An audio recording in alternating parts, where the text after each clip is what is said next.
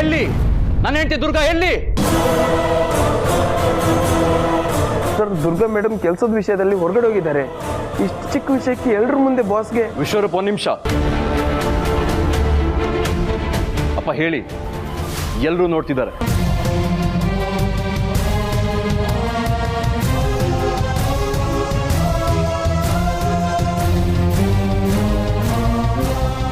ಈಗಾಗಲೇ ನನ್ನ ಪ್ರಶ್ನೆ ಏನು ಅಂತ ನಿಮ್ಗೆ ಅರ್ಥ ಆಗಿರ್ಬೇಕಲ್ಲ. ಎಲ್ಲಿ ದುರ್ಗಾ?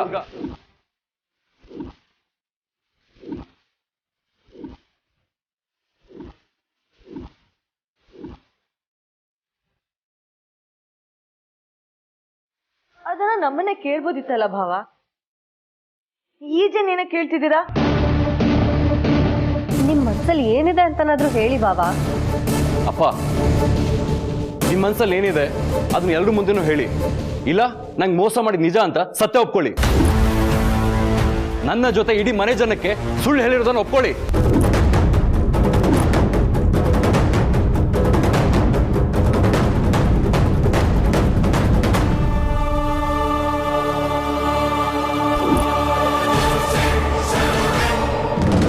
ಹೋಗಿ ಹೋಗಿ ದುರ್ಗಾ ವಿಷಯ ಟಚ್ ಮಾಡ್ತಿದ್ದಾನಲ್ಲ ಅವನು.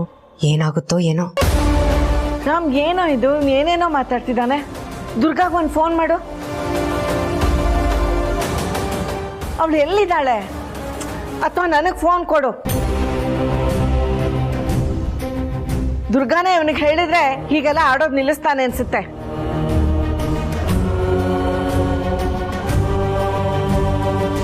ರಾಮ್, ನಿನಗೆ ಹೇಳ್ತಿರೋದು, ಫೋನ್ ಮಾಡೋ ದುರ್ಗಾಗೆ. ಸಾಧ್ಯ ಇಲ್ಲ. ಯಾಕಂದ್ರೆ ದುರ್ಗಾನೇ ಇಲ್ಲ.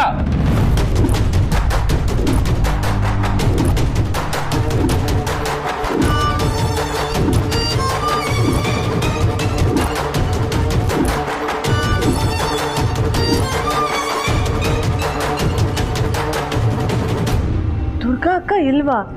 ಅಂದ್ರೆ ಏನರ್ಥ? ದುರ್ಗಾ ನಮ್ಗೆ ಯಾರ ಕೈಗೂ ಸಿಗಲ್ಲ. ಯಾಕಂದ್ರೆ ಅವಳು ಕಾಣೆ ಆಗಿದ್ದಾಳೆ.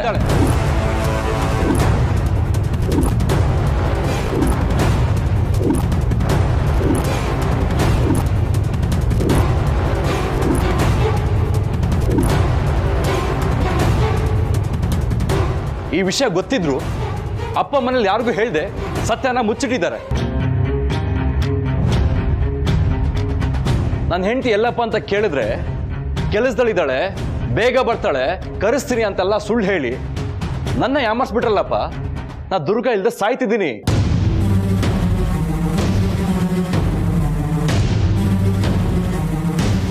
ಆ ಸತ್ಯನ ಮುಚ್ಚಿಟ್ಟು ಅವಳ ವಿಚಾರದಲ್ಲಿ ನಾನು ಅಳು ಹಾಗೆ ಮಾಡಿದ್ರಲ್ಲಪ್ಪ. ದುರ್ಗಾ ಯಾಕಪ್ಪ ಕಳೆದು ಹೋದ್ಲು?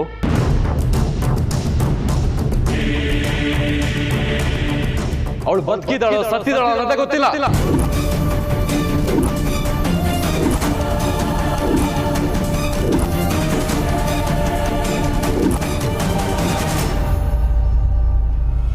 ರಾಮ್, ಇವನು ಹೇಳ್ತಿರೋದು ನಿಜಾನೇನೋ? ಈಜೆ ನಿಜ ಹೇಳಿ, ದುರ್ಗಾಕ್ಕಂಗೆ ಏನಾಗಿದೆ? ದುರ್ಗಾಕ್ಕ ಎಲ್ಲಿದ್ದಾರೆ? ಅವ್ರ ಬಗ್ಗೆ ಏನಾದ್ರೂ ವಿಷಯ ಗೊತ್ತಿದ್ರೆ ಹೇಳಿ ಏಜೆ. ದುರ್ಗಾ ಕಿಡ್ನಾಪ್ ಆಗಿದ್ದಾಳೆ.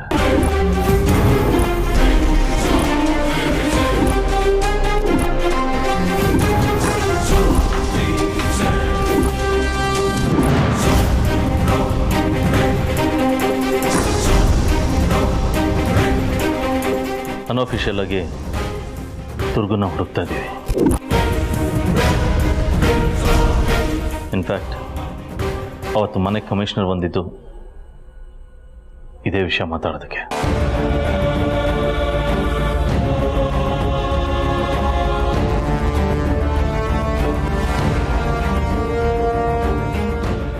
ಅದೇ ಇನ್ಸ್ಪೆಕ್ಟರ್ ಕಾಲ್ ಮಾಡಿದಾಗ ನನ್ಗೆ ಗೊತ್ತಾಯ್ತು.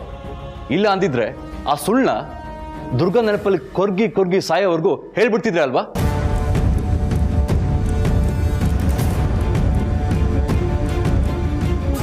ಕಿಶೋರ್, ಬೇಡ, ಇನ್ನೊಂದು ಮಾತು ಕೇಳಿ. ಇದ್ರಲ್ಲಿ ನನ್ನ ತಪ್ಪೇನಿದೆ ಕೇಳಿ. ಎಷ್ಟೋ ವರ್ಷ ಆದ್ಮೇಲೆ ಮನೆಗೆ ವಾಪಸ್ ಬಂದೆ. ಹೆಂಡತಿ ಎಲ್ಲಿ ಅಂತ ಕೇಳಿದ್ರೆ ಕೆಲ್ಸಕ್ಕೆ ಹೋಗಿದಾರೆ ಅಂದ್ರು.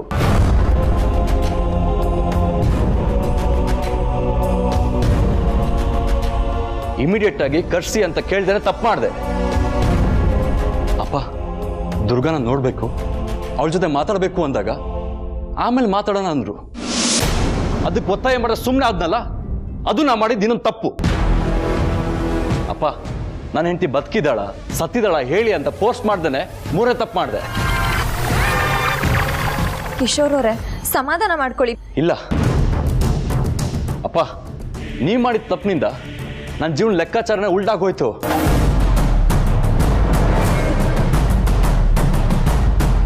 ದುರ್ಗಾ ನನ್ನ ಪ್ರಾಣ, ಅವಳ ನನ್ನ ಜೀವ. ನನ್ನಿಂದ ಅವಳನ್ನ ಕಿತ್ಕೊಂಡ್ಬಿಟ್ರಲ್ಲಪ್ಪ ನೀವು.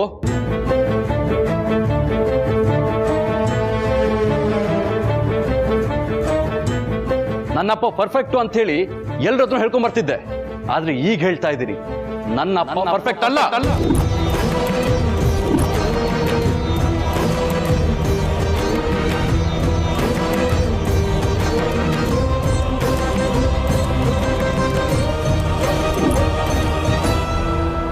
ನನ್ನ ಜೀವನ ರೂಪಿಸಿ ಭವಿಷ್ಯ ಕೊಟ್ಟು ನನ್ನ ಹೆಂಡತಿನ ಕಾಣೆ ಆಗೋ ಹಾಗೆ ಮಾಡಿ ನನ್ನ ಜೀವನದಲ್ಲೂ ನಿಮ್ಮ ಹಾಗೇನೆ ಹೆಂಡತಿಯಿಂದ ದೂರ ಇರೋ ಹಾಗೆ ಮಾಡ್ಬಿಟ್ರಲ್ಲಪ್ಪ.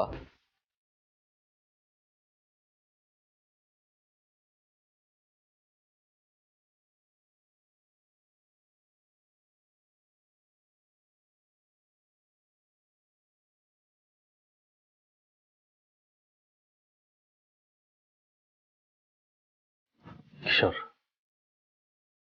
ನೀವು ನನ್ನ ಮುಟ್ಟಕ್ಕೆ ಬರಬೇಡಿ. ನೀವು ನನ್ನ ಅಪ್ಪನೇ ಅಲ್ಲ.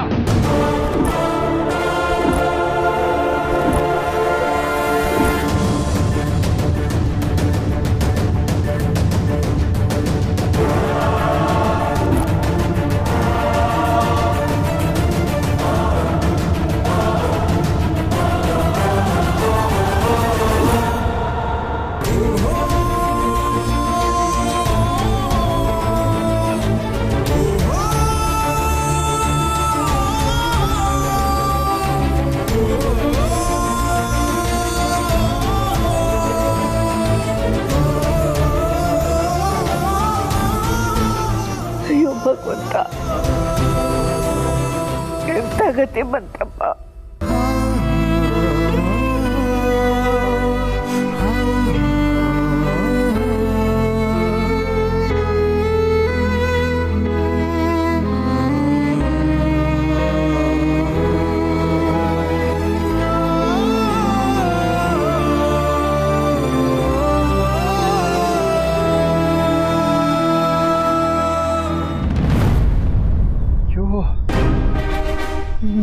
ಲೀಲಾ ಗಲಾಟೆ ಆಗ್ತಾ ಇದೆ ಅಂತ ಫೋನ್ ಇಟ್ಲು. ಯಾರಿಗೆ ಏನು ಸಮಸ್ಯೆ ಆಯ್ತೋ ಗೊತ್ತಾಗಿಲ್ವಲ್ಲ. ರೀ, ಇಷ್ಟಕ್ಕೆ ಯಾಕೆ ಇಷ್ಟೊಂದು ಟೆನ್ಷನ್ ಮಾಡ್ಕೊಂಡಿದ್ದೀರಾ? ಏನೇ ಕೌಸಲ್ಯ ಹೀಗೆ ಕೇಳ್ತಾ ಇದೆಯಾ? ನನ್ನ ಮಗಳಿರೋ ಮನೆಯಲ್ಲಿ ಸಮಸ್ಯೆ ಅನ್ನೋದು ಅವಳಿಗಿಂತ ದೊಡ್ಡ ಗಾತ್ರದಲ್ಲಿದೆ. ಆ ಅಂತರ ಲೀಲಾ ಮೇಲೆ ಕತ್ತಿ ಮಸೀತಾ ಇದ್ದಾಳೆ. ಅಂಥದ್ರಲ್ಲಿ ಲೀಲಾ ಗಲಾಟೆ ನಡೀತಾ ಇದೆಯಪ್ಪ, ಆಮೇಲೆ ಫೋನ್ ಮಾಡ್ತೀನಿ ಅಂತ ಇಟ್ಬಿಟ್ರೆ ಅಪ್ಪ ಆದವನಿಗೆ ಭಯ ಆಗಲ್ಲೇನೆ? ಅಪ್ಪನಾದವನಿಗೆ ಅಷ್ಟೇ ಅಲ್ಲ, ಲೀಲಾ ನನಗೂ ಮಗಳು. ನಿಮ್ಮಷ್ಟೇ ಭಯ ನನಗೂ ಕಾಡ್ತಾ ಇದೆ. ಆದರೆ ಆ ದೇವರು ಒಂದು ದಾರಿ ತೋರಿಸಿದಾನೆ. ಅದನ್ನ ಬಳಸ್ಕೊಂಡು ಅಲ್ಲಿ ಏನು ನಡೀತಾ ಇದೆ ಅಂತ ತಿಳ್ಕೊಳ್ಬೋದು. ಹೇಗೆ? ಈ ಮನೇಲಿ ಏನು ನಡೀತಾ ಇದೆ ಅಂತ ತಿಳ್ಕೊಳ್ಳೋದಕ್ಕೆ ಅಂತರ ಹೇಗೆ ನನ್ನನ್ನು ಬಳಸ್ಕೊಂಡ್ಲೋ, ಹಾಗೆ ಆ ಮನೇಲಿ ಏನು ನಡೀತಾ ಇದೆ ಅಂತ ತಿಳ್ಕೊಳ್ಳೋದಕ್ಕೆ ಅಂತರನ ಬಳಸ್ಕೊಂಡ್ರೆ ಆಯ್ತು. ಅಯ್ಯೋ, ಟೆನ್ಷನಲ್ಲಿ ಆ ವಿಷಯ ಮರ್ತೇ ಹೋಗಿದ್ದೆ ನೋಡು. ಹಾ, ತಕ್ಷಣ ಅಂತರಂಗೆ ಫೋನ್ ಮಾಡು. ಹಾ, ಮಾಡು. ಮಾಡ್ತೀನಿ ರೀ. ಅಲ್ಲಿ ಏನು ನಡೀತಾ ಇದೆ, ಗಲಾಟೆ ಯಾರ ಮಧ್ಯೆ ನಡೀತಾ ಇದೆ ಅಂತ ತಿಳ್ಕೊಳ್ಬೋದು. ಆದರೆ ನನ್ಗೆ ಗೊತ್ತಿರೋ ಹಾಗೆ ಆ ಮನೇಲಿ ಗಲಾಟೆ ಮಾಡೋರು ಅಂತರ ಬಿಟ್ಟರೆ ಬೇರೆ ಯಾರೂ ಇಲ್ಲ. ಆಯ್ತು, ತಕ್ಷಣ ಫೋನ್ ಮಾಡು. ಮೋಸ ಮೋಸ ಮೋಸ.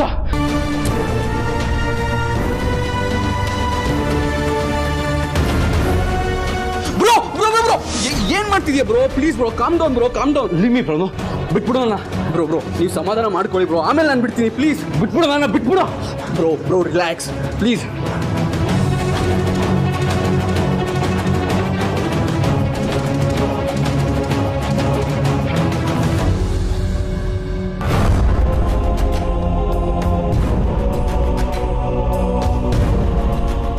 ಹೇಳ್ಬೇಡ ಕಿಶೋರ್, ನಿನ್ನ ಹತ್ರ ನನಗೂ ಅಳು ಬರುತ್ತೆ. ಸಮಾಧಾನ ಮಾಡ್ಕೋ. ಕಳ್ಕೊಂಡಿರೋದು ನನ್ನ ಹೆಂಡ್ತಿನ. ನೀವೆಲ್ಲ ಬರ್ತೀರಾ, ಕೂಲ್ ಡೌನ್ ಆಗು, ಸಮಾಧಾನ ಮಾಡ್ಕೊ ಅಂತ ಹೇಳ್ತೀರಾ. ಹೇಗೆ ಪ್ರಮೋದ್ ನಾ ಸಮಾಧಾನ ಮಾಡ್ಕೊಳ್ಳಿ? ಹೇಗೆ ಮಾಡ್ಕೊಳ್ಳಿ? ದೊಡ್ಡ ದೊಡ್ಡ ಮಾತು ಹೇಳು ಅಷ್ಟು ದೊಡ್ಡವನಲ್ಲ ಬ್ರೋ.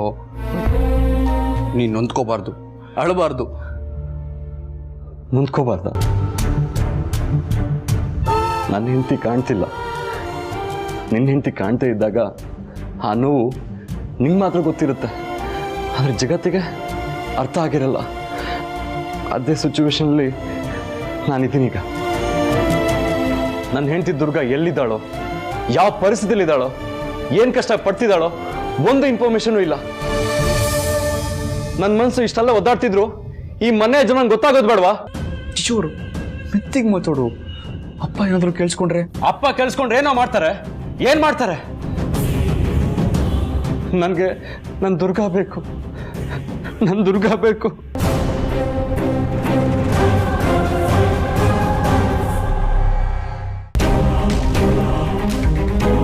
ಲೌಡ್ ಸ್ಪೀಕರ್ಗೆ ಹಾಕೆ.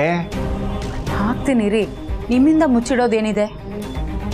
ಚಿಡ್ತಾ ಇದ್ದೀನಿ ಅಂತ ಅಲ್ಲ, ವಿಷಯ ತಿಳ್ಕೊಳಕ್ ಕೇಳಿದೆ ಅಷ್ಟೇ. ಇವ್ರು ಯಾಕೆ ಕಾಲ್ ಮಾಡ್ತಿದ್ದಾರೆ, ಏನು ಅಂತ ಕೇಳೋಣ. ಹೇಳಿ ಆಂಟಿ. ಏನು ಮಂತ್ರ?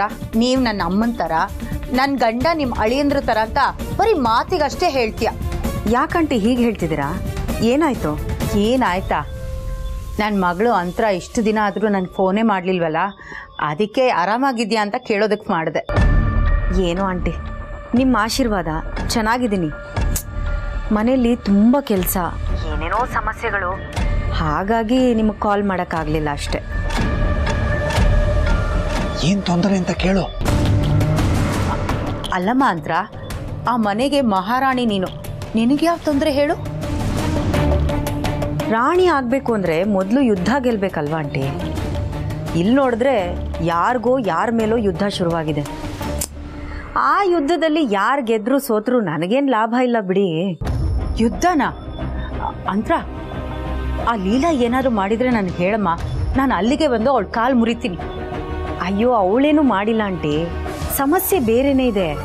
ಅದೇ ಕಿಶೋರ್ ಈಗ ಮನೆಗೆ ವಾಪಸ್ ಬಂದಿದ್ದಾರಲ್ಲ, ಮನೇಲೆಲ್ಲರೂ ಆ ಸಂಭ್ರಮದಲ್ಲಿದ್ದಾರೆ.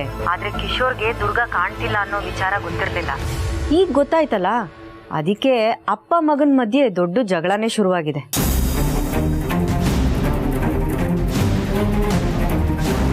ನಮ್ಮ ಅಳಿಯಂದ್ರ ಮಗ ಕಿಶೋರು ಅವ್ರ ಅಪ್ಪನ ಮೇಲೇನೆ ಜಗಳಕ್ಕೆ ಬಂದ. ಎಂಥ ಗತಿ ಬಂತಮ್ಮ. ಅಯ್ಯೋ, ಅದೆಲ್ಲ ನನ್ಗೆ ಯಾಕಂಟಿ, ಅದು ಅವ್ರವ್ರು ನೋಡ್ಕೋತಾರೆ. ಯಾರಾದ್ರೂ ಹೊಡೆದಾಡ್ಕೊಂಡು ಕಿತ್ತಾಡ್ಕೊಂಡು ಸಾಯ್ಲಿ, ನನಗೇನಾಗಬೇಕಾಗಿದೆ? ಈ ಜಗಳದಲ್ಲಿ ಅಭಿಯಲ್ಲಿ ನನ್ನಿಂದ ದೂರ ಆಗ್ಬಿಡ್ತಾನೋ ಅನ್ನೋ ಟೆನ್ಷನ್ನು. ಅದು ಅಲ್ಲದೆ ಇಷ್ಟೆಲ್ಲ ಮಾಡಿದ್ದು ನೀರಲ್ಲಿ ಹೋಮ ಆಗ್ಬಿಡುತ್ತಲ್ಲ ಅಂತ ನನಗೆ ಬೇಜಾರಾಗ್ತಿದೆ. ಒಂದು ಮನೆ ಹತ್ಕೊಂಡು ಉರಿತಾ ಇದೆ ಅಂದ್ರೆ ಈ ಹೆಣ್ಣು ಆ ಬೆಂಕಿನಲ್ಲೇ ಬೇಳೆ ಬೇಯಿಸ್ಕೋತೀನಿ ಅಂತಾಳಲ್ಲ, ಎಂತ ಹೆಣ್ಣಿವಳು. ಸರಿಯಮ್ಮ, ಏನಾದರೂ ಬೇಕಿದ್ರೆ ನನಗೆ ಫೋನ್ ಮಾಡು, ನಾನು ನಿನ್ನ ಜೊತೆಲೇ ಇದ್ದೀನಿ. ಸರಿ ಆಂಟಿ. ಏಜಿ ಸರ್ ಹೇಗಿದ್ದಾರೆ ಅಂತ ಕೇಳು. ಅಂದ್ರ ಅಳಿಯಂದ್ರು ಅಂದ್ರೆ ಏಜೆ ಸರ್ ಹೇಗಿದ್ದಾರಮ್ಮ?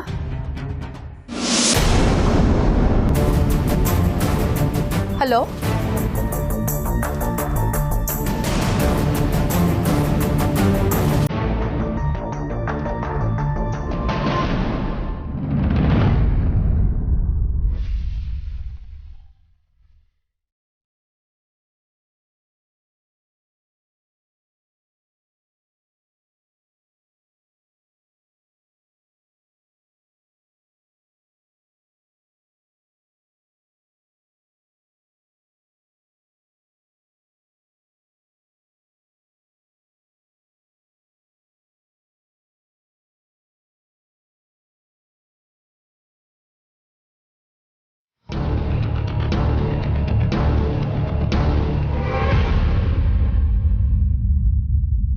ರಾಮ್, ರಾಮ್,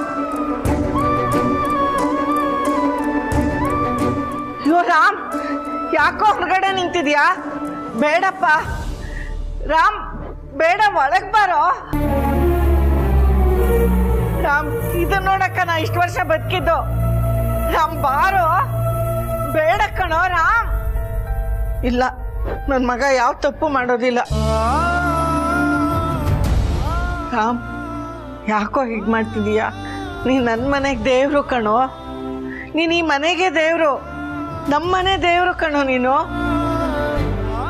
ರಾಮ್, ಗರ್ಭಗುಡಿಲಿರ್ಬೇಕಾಗಿರೋ ದೇವರು ಹೊರಗೆ ಬಂದು ನಿಂತ್ರೆ ದೇಗುಲ್ದಂತ ಈ ಮನೆಗೆ ಒಳ್ಳೇದಾಗಲ್ಲ ಕಣೋ. ಬಾ, ಒಳಗೋಗೋಣ ಬಾ, ಬಾರೋ.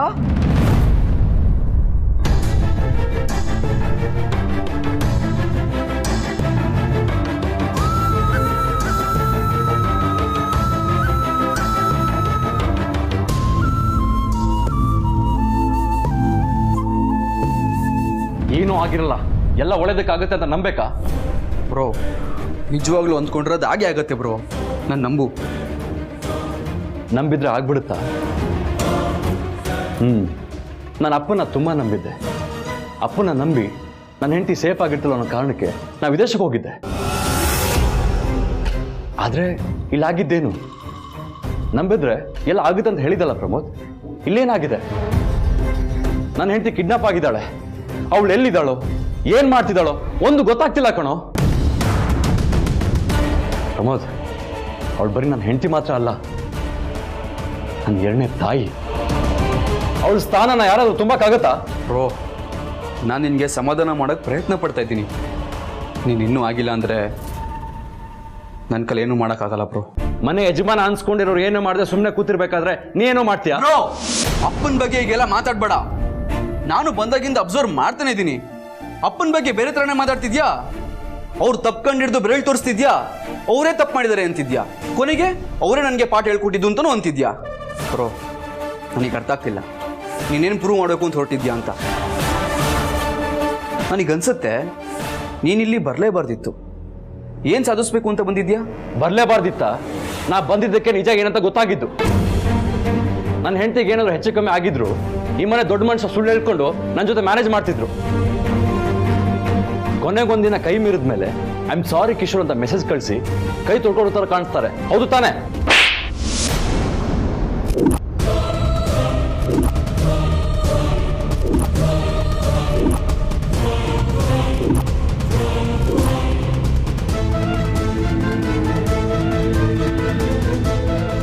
ಮುಚ್ಚು ಬಾಯಿ. ಇನ್ನೊಂದ್ಸಲ ನನ್ನ ಮಗನ ಬಗ್ಗೆ ಕೆಟ್ಟದಾಗಿ ಮಾತಾಡಿದ್ರೆ ನೋಲ್ಗೆ ಸೀಳ್ಬಿಡ್ತೀನಿ. ಮಾತು ಕಲಿಸ್ತವ್ ನನ್ನ ಮಗ ಕಣೋ. ನಿನಗ್ ವಿದ್ಯೆ ಕೊಡ್ತವ್ ನನ್ನ ಮಗ. ನಿನಗ್ ಕೆಲಸ ಕೊಡ್ತವ್ ನನ್ನ ಮಗ. ನಿನಗ್ ಪ್ರಪಂಚ ಜ್ಞಾನ ಕೊಟ್ಟವ್ ನನ್ನ ಮಗ. ನಿನಗೆ ಜನ್ಮ ಕೊಟ್ಟಿಲ್ಲ ಅನ್ನೋದೊಂದು ಬಿಟ್ರೆ ಒಬ್ಬ ಅಪ್ಪನಾಗಿ ಮಗನಿಗೆ ಏನೇನ್ ಮಾಡ್ಬೇಕೋ ಅದನ್ನೆಲ್ಲ ಒಂದು ಸಣ್ಣ ತಪ್ಪು ಇಲ್ಲದೆ ಮಾಡಿದನವನು. ಅಂಥವನ ಬಗ್ಗೆ ಇಷ್ಟು ಹಗುರವಾಗಿ ಮಾತಾಡ್ತೀಯಲ್ಲೋ? ಅವನ ಆಕಾಶದಲ್ಲಿ ಬೆಳಗೋ ಸೂರ್ಯ ಕಣೋ. ದೇವರ ಮನೇಲಿ ಬೆಳಗೋ ದೀಪ ಅವನು. ತಾನು ಸುಟ್ಟು ಇನ್ನೊಬ್ಬರಿಗೆ ಬೆಳಕೊಳಕ್ಕೆ ತಾನೇ ಬದುಕಿರೋ ಜೀವ ಅದು. ನೀನವನ ಬಗ್ಗೆ ಹೀಗೆಲ್ಲ ಮಾತಾಡ್ತಿದೀಯಲ್ಲ, ಅದನ್ನ ಕೇಳ್ತಾ ನಿಮ್ಮಪ್ಪ ಅಲ್ಲಿ ಶಿಕ್ಷೆ ಅನುಭವಿಸ್ತಾ ನಿಂತಿದ್ದಾನೆ ಗೊತ್ತಾ?